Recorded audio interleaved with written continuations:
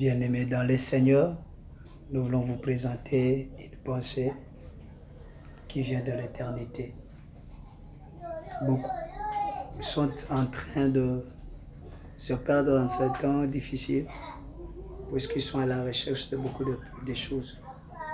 Mais la pensée véritable de Dieu, c'est ramener l'homme vers l'éternité, d'où il a été tiré et d'où il a été mandaté sur la terre.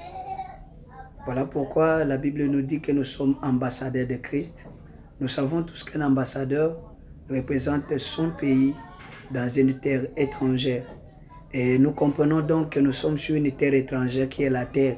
Voilà pourquoi le pourquoi de notre pèlerinage. Et le Christ est venu nous faire sortir de l'Égypte qui est le monde, afin de nous amener vers Cana qui est le royaume des cieux. Et l'Église traverse la phase de la marche du désert afin d'aller faire la terre promise. Mais notez, beaucoup sont sortis en Égypte, mais peu sont ceux qui sont entrés dans la terre promise. Voilà pourquoi nous venons afin de nous prêcher la parole de la marche du désert. Car celui qui ne marchera pas avec le Seigneur dans le désert périra dans le désert. Puisque la Bible dit qu'il y avait un chemin court pour amener vers la terre promise. Mais le Seigneur a voulu les amener par le désert afin d'éprouver leur cœur. Voilà pourquoi aujourd'hui encore, nous avons reçu la parole de Dieu.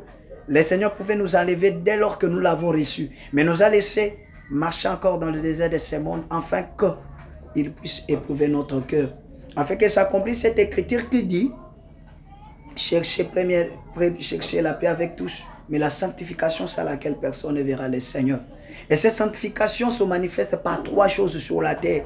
Le fait que l'homme lui-même doit faire tout afin de correspondre à la parole. Car l'homme a été recréé en Christ afin de ressembler à Christ.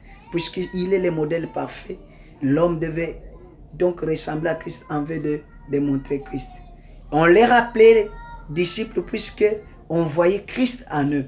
Mais aujourd'hui, beaucoup sont les chrétiens que lorsque nous les regardons, nous ne voyons pas Christ, mais nous voyons combien le monde, nous voyons combien les stars de ce monde, nous voyons la mondanité, nous voyons les choses que le monde aime et les choses que le monde vit. Combien ont des idoles qui sont